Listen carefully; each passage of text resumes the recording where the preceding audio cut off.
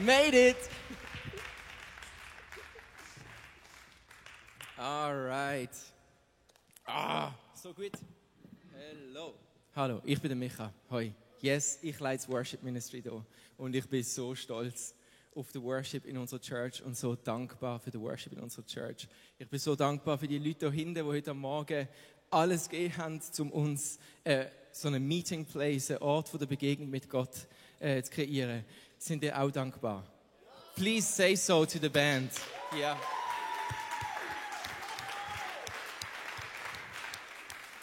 Amazing job, amazing job.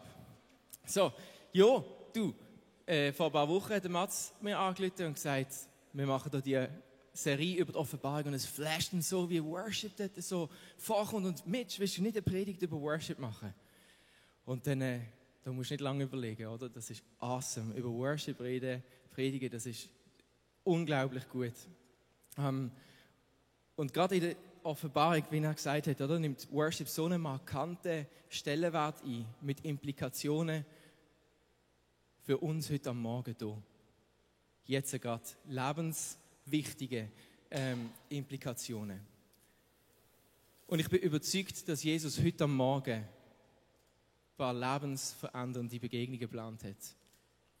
Mit ein paar von euch. Wirklich. Es geht um etwas heute. Und darum will ich mega gerne kurz beten und dann direkt eintauchen, weil ich kann nicht immer alle Wochen predigen wie der Matz, ich muss meine Zeit ein bisschen auskaufen hier. Alright.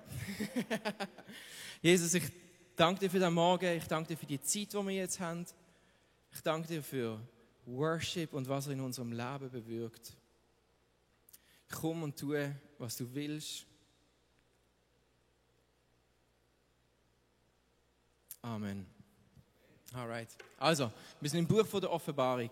Das ist das hinterste Buch von der Bibel und geschrieben ist worden von Johannes während seiner Verbannung auf der Insel Patmos. Er ist wegen seinem Glauben verbannt worden und hat dann dort auf der Insel eine Erscheinung gehabt, eine Vision vom verherrlichten Christus. Ein unglaubliches Bild, wie er Jesus beschreibt in seiner auferstandenen Form. Und das Erste, was Jesus macht, ist sich vorstellen und ihm 7 Briefe zu diktieren an 7 Gemeinden von der damaligen Zeit. Und die haben schon recht in sich. Aber es stellt sich heraus, das ist nur das Vorwort gewesen, zu einem viel grösseren Einblick, den der Johannes bekommt in die Himmelswelt, in die unsichtbare Realität. Und genau nach diesen Brief geht eine Tür auf im Himmel, sieht eine Tür aufgehen im Himmel und die Stimme von Jesus, die ihn aufruft und sagt, komm auf. Und ich will dir zeigen, was im Himmel am passieren ist und was in Kürze passieren wird. Und das Erste, was der Johannes im Himmel erlebt und sieht, ist eine Szene von Worship.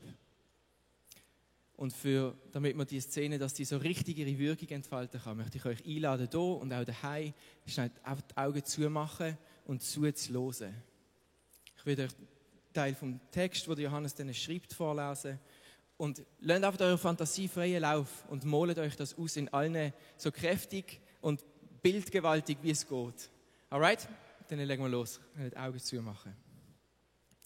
Der Johannes kommt durch die Türe und er steht plötzlich im Thronsaal vom Himmel. Er sieht Gott selber in seiner Herrlichkeit von Angesicht zu Angesicht.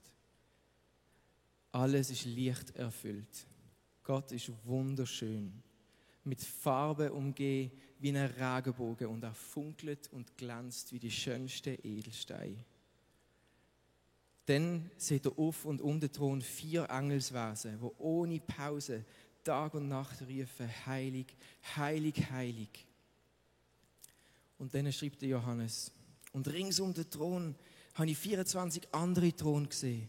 Und auf diesen Thron sind 24 Älteste gesessen in weißen Gewändern und mit goldigen Kronen auf dem Kopf. Und wenn die 4 Wesen Lobpreis, Ehre und Dank gebracht haben, dann fallen die 24 Ältesten nieder vor ihm, der auf dem Thron sitzt, und sie werden zu ihm beten, zu ihm, der in alle Ewigkeit lebt. Und ihre Krone werden sie niederlegen vor dem Thron und sagen, würdig bist du, Herr, unser Gott, zu empfangen den Lobpreis, die Ehre und die Macht. Bleibt noch dort. Das ist schon unglaublich. Aber es ist erst der Anfang. Weil dann betritt ein Lamm die Szene.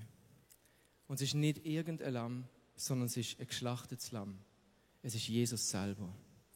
Und dann wird es Next Level. Es gibt Musik. Da fallen die 4 Vasen und die 24 Ältesten vor dem Lamm nieder. Und sie singen ein neues Lied. Würdig bist du, denn du bist geschlachtet worden und hast erkauft mit deinem Blut für Gott Menschen aus jedem Stamm und jeder Spruch, aus jedem Volk und jeder Nation. Und du hast sie für unseren Gott zu einem Königreich und zu einer Priesterschaft gemacht. Und sie werden herrschen auf Erde. Und ich habe geschaut und ich habe vernommen die Stimmen von vielen Engeln rings um den Thron. Die Wesen und die Ältesten und ihre Zahl ist Myriaden über Myriaden gesehen. Und Tausend und Abertausend. Und sie haben verkündet mit lauter Stimme: Würdig ist das Lamm, das geschlachtet ist, zu empfangen Macht und Reichtum und Weisheit und Kraft und Ehre und Preis und Lob. Und jedes Geschöpf im Himmel und auf der Erde und unter der Erde und im Meer und alles, was drin ist, habe ich gehört rufen: Ihm, der auf dem Thron sitzt und im Lamm, sei Lob, sei Ehre, sei Preis und die Herrschaft von Ewigkeit zu Ewigkeit. Und die 4 Vasen haben gesagt: Amen. Amen. Und die 24 Ältesten sind niedergefallen und haben gearbeitet.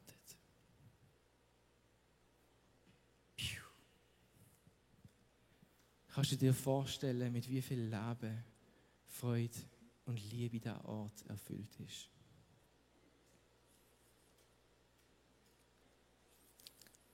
Du kannst die Augen wieder aufmachen. Aber was für eine Begeisterung, Erfüllung und was für ein erlösender Jubel beim Anblick vom Lamm. Der Himmel ist zum Bersten voll mit unendlicher Pracht und es gibt kein Halten mehr, wenn das Lamm erscheint. Was für ein Erdbeben von einem Triumph durch den Himmel geht. Und die erste Szene, die setzt den Kontext für alles, was nachher passiert in dem Buch der Offenbarung. Wir bekommen einen Blick in den Himmel und wir sehen, Gott sitzt auf dem Thron. Er ist im Zentrum und regiert. Und der Himmel ist prägt von einer Atmosphäre, von der Anbetung, vom Worship. Der Anblick und die Taten von Gott rufen Worship hervor. Es ist nicht etwas, das einen Slot bekommt im Sonntagsgottesdienst im Himmel, sondern es ist so allgegenwärtig und natürlich wie ein Schnaufen fast. In der Offenbarung wird das immer wieder betont und bekräftigt durch weitere so Szenen von Worship, die immer wieder vorkommen, alle paar Kapitel. Wenige Kapitel später dann aber betritt der Find von Gott die Szene, der Drache. Und bevor wir jetzt weitergehen, ein kurzer Disclaimer. Also die Offenbarung ist ja so, die schafft mit so einer symbolhaften Spruch, oder? Das sind so unglaubliche Bilder. Wir haben jetzt schon älteste Engelswesen, ein Lamm gesehen und jetzt kommt ein Drache, nachher kommt noch ein Tier, es kommt noch ein Tier, es kommt noch ein Hure. Wenn ihr wissen, wer das alles ist und was die bedeuten, dann schaut euch die letzten 2 Predigten an von den letzten 2 Wochen, von Mats und von Ralf, wo wir unter anderem die Identität vom Antichrist lüften. Yes, aber jetzt gerade kann ich nicht auf das weiter eingehen. Wichtig, und es langt, wenn ihr wisst, der Drache, das ist der Find von Gott. Alright. Und der Drache, der Teufel, wird nach einem Kampf mit den Engeln von Gott aus dem Himmel auf die Erde geworfen. Und verschwendet keine Minute, sondern macht sich ans Werk. Er verbündet sich mit einem Tier aus dem Meer, einem sogenannten Antichrist. Und er übergibt ihm seine Gewalt und seine Macht. Und das muss unglaublich imposant und gewaltig ausgesehen haben. Weil es heisst dann in Offenbarung 13, und die ganze Erde hat dem Tier verwundert nachgeschaut. Und die Menschen haben ihre Knie gebeugt vor dem Drachen, weil er dem Tier die Vollmacht gegeben hat. Und vor dem Tier. Und alle, die auf der Erde gewohnt haben oder wohnen, werden es anbeten. Alle, deren ihren Namen nicht geschrieben steht im Buch vom Leben vom Lamm, das geschlachtet worden ist. Wir haben also einen krassen Kontrast. Im Himmel regiert Gott und wird von allen arbeitet, und auf der Erde regiert der Drache durchs Tier und wird von der ganzen Welt arbeitet. Von der ganzen Welt? Nein. Ein Dorf von unbeugsamen Christen hört nicht auf, dem Eindringling Widerstand zu leisten. Right. Wirklich, nur die Erlöste vom Lamm beten das Tier nicht an. Aber dann spitzt sich die Lage noch zu. Der Anbetungslevel auf der Erde, so wie er ist, langt am Drachen noch nicht. Er langt am Tier nicht, er will alle Anbetung. Und darum lässt das Tier ein Bild von sich anfertigen.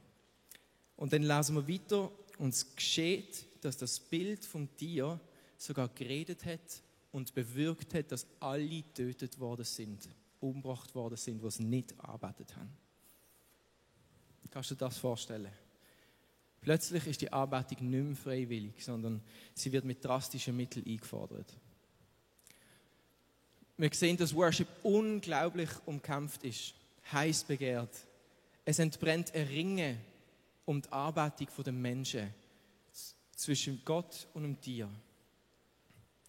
Und wir erinnern uns an die 10 Gebote, von denen ist das erste: Du sollst keine anderen Götter neben mir haben. Du sollst sie nicht anbeten und ihnen nicht dienen. Gott macht von Anfang an klar, oder eine klare Ansage, dass alle Anbetung ihm gehören soll. Und plötzlich kommt der Gegenspieler und zieht gleich. Sagt, nein, alle Anbetung mir. Mit drastischen Konsequenzen. Es geht um Leben und Tod.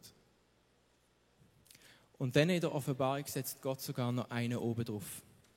Er warnt die Menschen. Er sagt, wer das Tier anbetet, der wird das gleiche Schicksal ereilen wie das Tier und der Drache am Schluss. Er wird in einen ewigen zweiten Tod im Feuersee eingehen. Und wer das Lamm arbeitet, der ereilt das gleiche Schicksal wie das Lamm. Du magst sterben, aber du wirst durch den Tod in ein verherrlichtes, ewiges, zweites Leben übergehen. Da tut sich eine Spannung auf. Eine unentrinnbare Spannung für uns Menschen. Der Matthias hat es letzte Woche schon beschrieben, so in der Offenbarung wird alles ernüchternd schwarz-weiß. Entweder betest du das Tier an oder das Lamm. Es gibt keine neutralen Schweizer mehr. Am Ende gibt es eine klare Linie. Aber die Linie, die kennen wir eigentlich schon viel länger, die ist alt. Sie ist uralt. Es ist genau die gleiche Linie, von der wir in der ersten Geschichte, im ersten Buch der Bibel lesen, bei Adam und Eva. Sie müssen sich genau die gleiche Frage stellen. Gott oder die Schlange?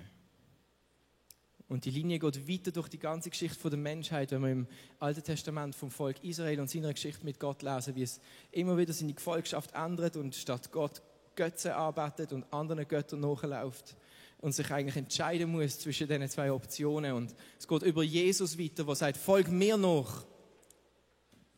Lass alles stehen und liegen und folg mir nach. Und es endet in der Bibel hier in der Offenbarung, wo am Schluss alle entweder im Tier oder im Lamm Anbetung geben. Und die Linie läuft auch durch den heutigen Sonntag und durch jedes von unseren Leben. Wer betest du an? Wie krass ist Worship? Was für eine Power liegt dort inne, dass dir um jeden Preis die Anbetung der Menschen sicherstellen will?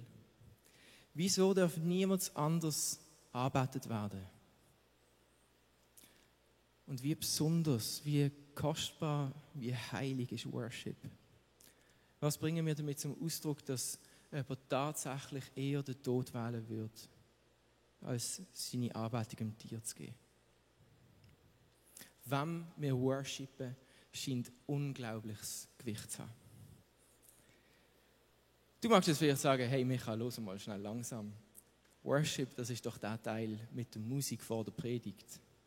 Das sind doch die Lieder, einfach die Lieder, die wir singen, das kann ja nicht so matchentscheidend sein. Come on. Hey, ich gebe dir ein Stück weit recht. Das Liedersingen ist nicht matchentscheidend. Arbeiten, worshipen heisst wörtlich, sowohl im Hebräischen wie im Griechischen, sich niederwerfen oder zu dienen. Es sind mehrere Wörter, die Bedeutung haben, die wir alle mit Arbeiten übersetzen. Und das ist genau, was wir die 24 Ältesten sehen vor dem Thron machen. Sie stehen vor ihrem Thron auf, sie werfen sich nieder und sie legen ihre Krone an. Und das ist genau das Gleiche, was wir lesen von den Menschen, die das Tier anbeten. Sie beugen ihre Knie vor dem Drachen, sie beugen ihre Knie vor dem Tier. Es geht nicht einfach darum, wenn du Lieder singst und Lippenbekenntnis gibst, sondern vor wem du dich tatsächlich niederwirfst. Auf die Knie gehst und deinen Kopf zur Erde neigst. Heute macht das niemand mehr. Der Queen von England können alle die Hand schütteln. Right. Aber zur Zeit von Jesus ist es gang und gäbe gesehen, dass man sich vor Menschen, die adliger, einflussreicher, mächtiger, angesehener gesehen sind, als man selber, besser gestellt gesehen sind, tatsächlich niedergeworfen hat. Könige sowieso, aber wir lesen das auch bei Jesus, dass Leute zu ihm kommen und sich vor ihm niederwerfen und um etwas bitten. Ist ein Zeichen von der Ehrerweisung und oder von der eigenen Unterlegenheit. Weil, was zeigst du, was für sinnbildlichst du, wenn du dich niederwirfst? Du übergibst dich ganz der Gnade und dem Willen vom Gegenüber. In dieser Position bist du absolut wehrlos und hilflos. Du lieferst dich, zumindest für einen Moment, komplett dem anderen aus. Er kann machen, was er will mit dir.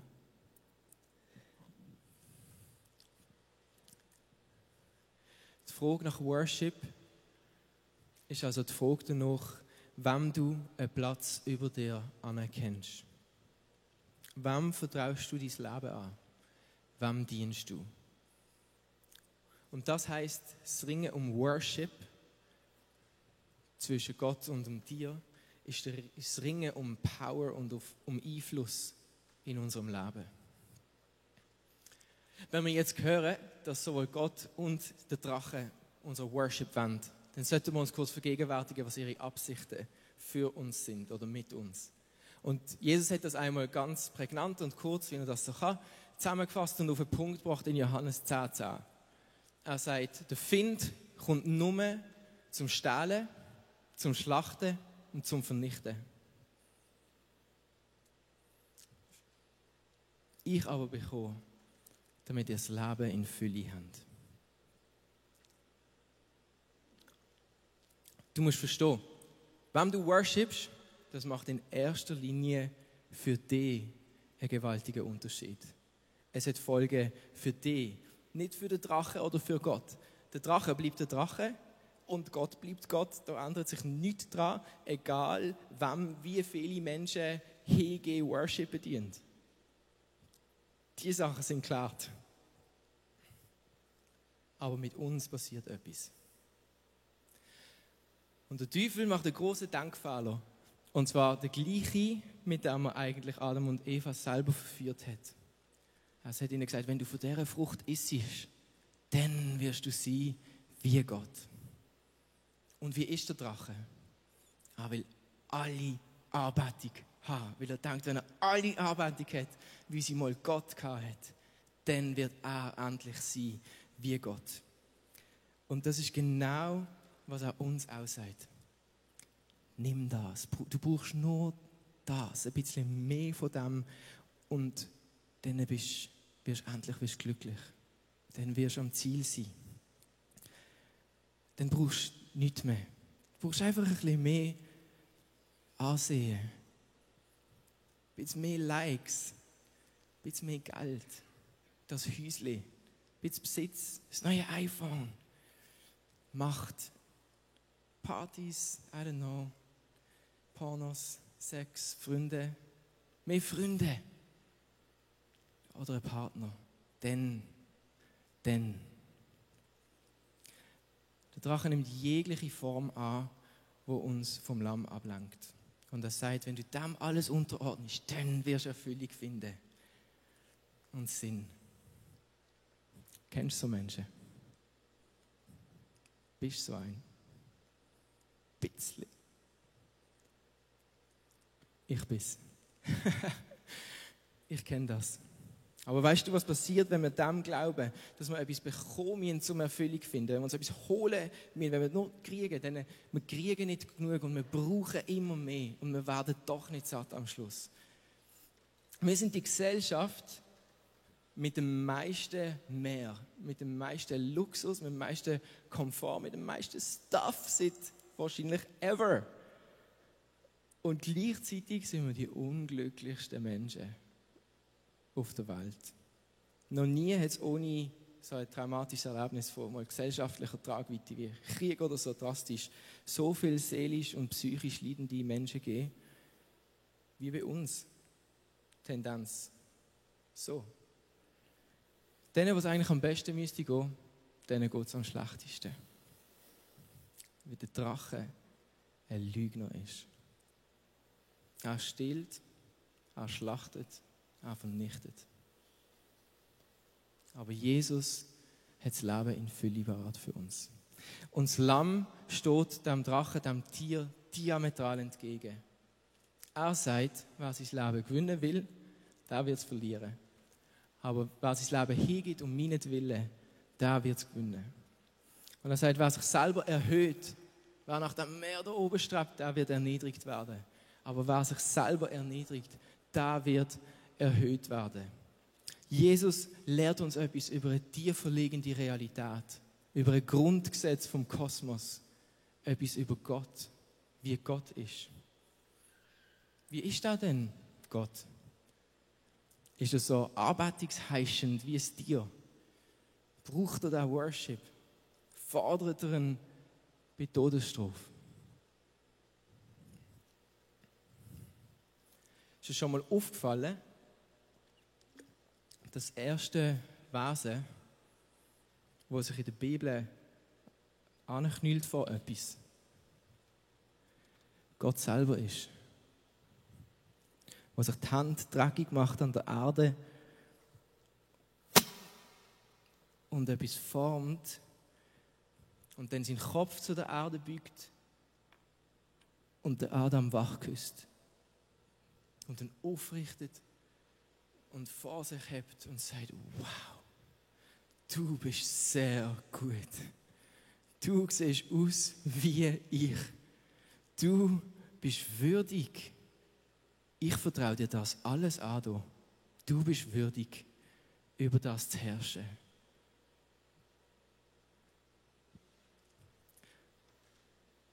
Und was macht Jesus beim letzten Abendmahl? Er knielt sich vor jedem von seinen 12 Jüngern und er bückt sich und er wäscht jedem die Füße. Und wo der Petrus sich nicht will die Füße waschen, sagt Jesus ihm, Vater grad, wenn du mich nicht dir dienen lässt, dann hast du keinen Anteil an mir. Gott ist selber ein Anbetender, ein sich Hingebender. Jesus hat seine Worte gelebt, wenn er gesagt hat, der Menschensohn ist nicht gekommen, um sich bedienen zu lassen, sondern zum Dienen. Und sein Leben hinzugeben als Lösegeld für viele. Er ist das komplette Gegenteil vom Drachen. Er kennt ein Geheimnis, von dem der Drache nichts weiss. Dass du dir nicht selber nehmen kannst, was du empfangen musst. Dass du dir nicht selber nehmen kannst, was du empfangen musst. Das Leben wird dir geschenkt. Du erfindest deine Erfüllung nicht im Füllen und im Anhäufen, sondern im Anlegen und Dienen. Es gibt kein Leben außerhalb von Jesus. Und wenn er Dienen und Hingabe ist, dann ist das Leben dort zu finden. Gott hat dem Adam seinen eigenen Atem eingeschenkt. Und Jesus möchte dein Leben schenken. Aber der Weg zu diesem Leben führt so durchs Tal vom Loslassen und vom Anknüllen. Es gibt am Ende der Offenbarung die Stelle, wo der Fluss von Gott beschrieben wird, wo das Wasser vom Leben durchfließt. Und es erfolgt die Aufforderung, wer Durst hat, der soll kommen. Und wer will, der soll trinken und nehmen vom Wasser vom Leben. Gratis. Aber hast du schon mal probiert, im Stehen aus einem Fluss zu trinken? It's not happening. Wenn du es willst, dann machst du das.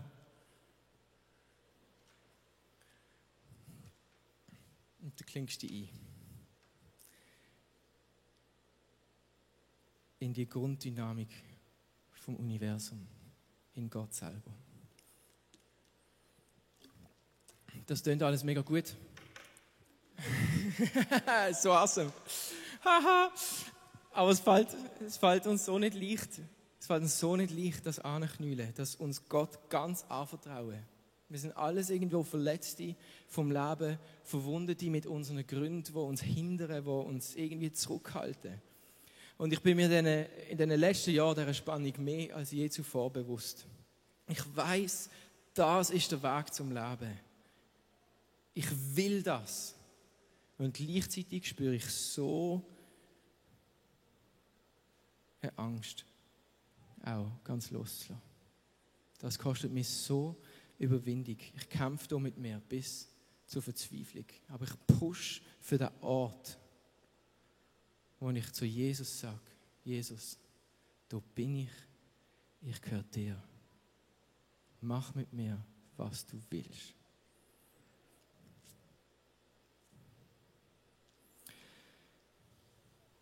Meine Angst ist, was passiert denn mit mir, wenn ich wirklich loslasse. Ich habe Angst, dass Gott irgendwo eine Seite hat, wo mir alles, was ich ihm gebe, wegnimmt. Oder testet, wie besser. Okay, ich darf alles von dir haben. Und mal schauen, wie ernst du das wirklich meinst. Ich nehme mal alles, okay? Dann schauen wir nochmal. Und vor 2,5 Jahren bin ich an einem Punkt gesehen, da hat es mich vor dieser Spannung fast verrissen. Ich war so am Ringen gesehen mit mir, mit meinem Herz, und bin an einem Seminar gesehen. Und es war der letzte oben gesehen und sie haben einen Postenlauf vorbereitet gehabt. Und sie haben uns alle zum Anfang um ein Kreuz versammelt. Wir sind dort gesessen und nachher hast du dann frei einfach wählen, was du machst. Und es war so das typische charismatische Postenlaufprogramm gesehen, von so Füße waschen lassen und Salben mit Öl und Banner schwingen und in die Zunge für die Beten lassen. Ja. Hey. Yay! Genau. Aber ich bin vor dem Kreuz gesessen und ich bin einfach sitzen geblieben. Und die Leute haben sich verlaufen langsam und ich bin einfach dort gewesen und ich habe Jesus meine Last gebracht. Ich habe gesagt, Jesus, ich will. Aber ich habe Angst. Ich habe so eine Angst davor, was passiert, wenn ich loslasse. Wirklich ganz loslasse. Ich habe Angst davor, was es mich kostet. Ich habe Angst davor, was du mir nimmst.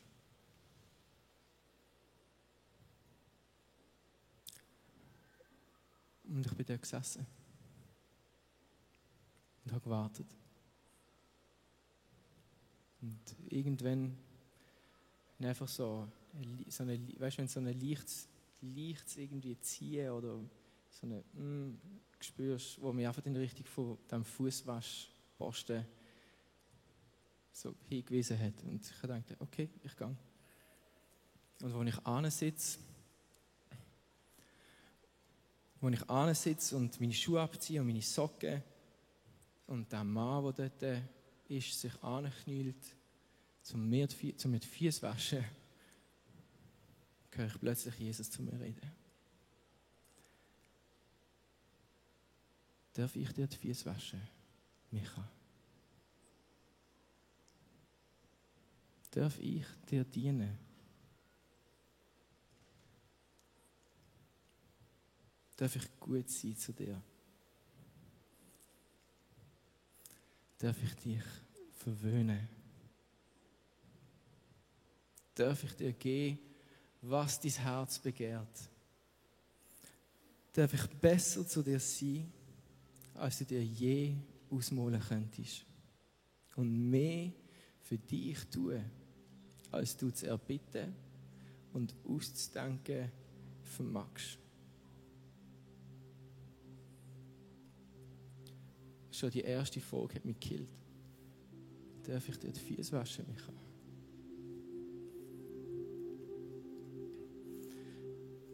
Ich bin Tränen überströmt dort gesessen und habe nicht geglaubt, was mir passiert. Jesus hat so einen Weg, uns genau in die Mitte vom Herzen zu treffen. Und ich bin am Brüllen und ich denke auf ja. Ja, natürlich ja.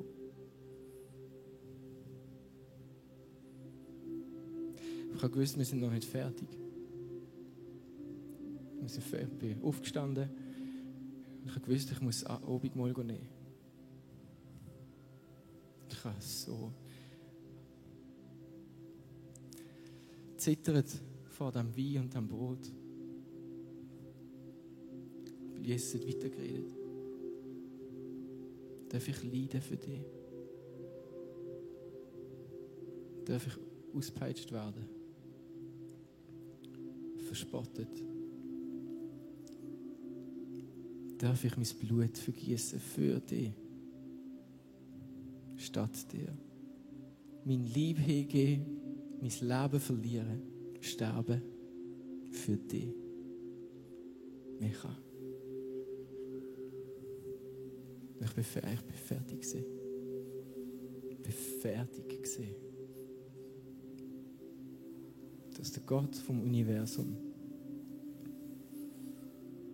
sich knielt vor mir, mir dienen will. Nicht nur Gutes tun, sondern all das erleiden, was er erlitten hat, wirklich für mich.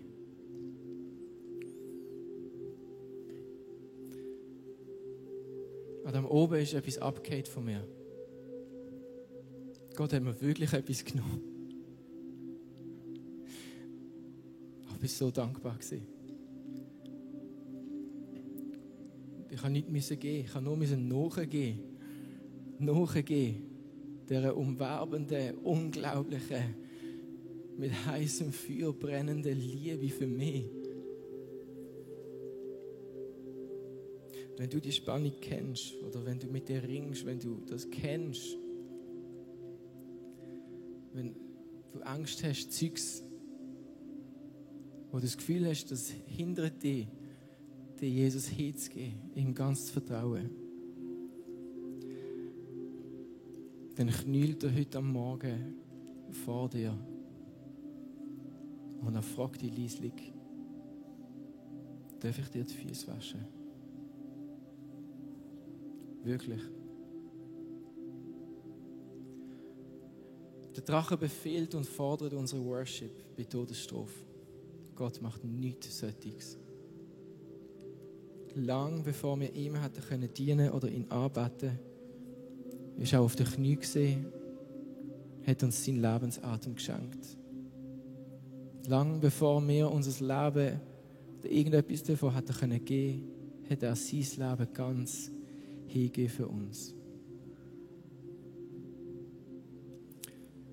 Und wenn wir zu dem Ja sagen können, dann gehen wir zurück. Dann steigt Worship auf in uns. Dann stimmen wir ein mit den Engeln und den Ältesten und den anderen Erlösten, nicht wie wir meinen, sondern als Antwort. Wie wir ihn gesehen und gehört und am eigenen Leben erfahren haben. Weil die Liebe zu uns durchgedrungen ist und da Gott unser Herz und Leben erobert hat.